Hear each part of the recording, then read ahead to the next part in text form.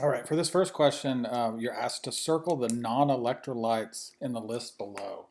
This is actually probably easiest to discuss what is an electrolyte, and then everything else is a non-electrolyte. So here's the list. So electrolytes, strong acids, strong bases, and then soluble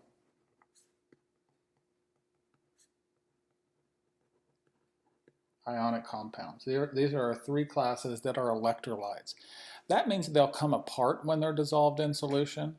For the strong acid, we'll just go ahead and use the one that we have here. When it goes into solution, it comes apart as H plus NO3 minus. Our strong base, sodium hydroxide, it comes apart as Na plus and OH minus. And our soluble ionic compounds, KF is an example here. KF comes apart into K plus F minus when it's dissolved in solution. So strong base, strong acid, soluble ionic compound. And these other two are non-electrolytes.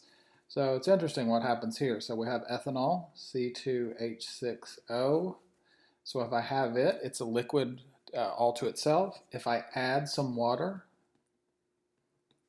or add it to water, it becomes C2H6O aqueous. It dissolves in that water without turning into ions.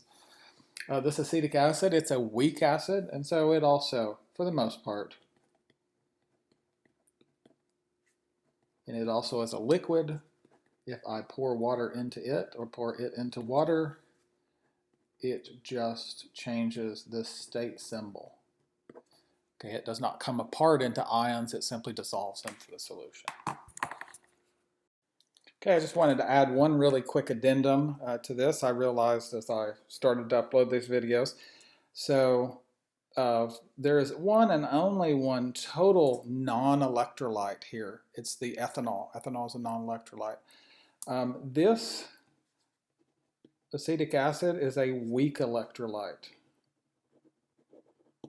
Okay, for the most part, this compound just dissolves the same way that the ethanol does, but about 1 in 1,000 of these, a little over, but close to 1 in 1,000 of these molecules, it does come apart the way that a strong acid might. So about 1 in 1,000 comes apart as CH3, COO minus, and H plus. So this is referred to as a weak electrolyte.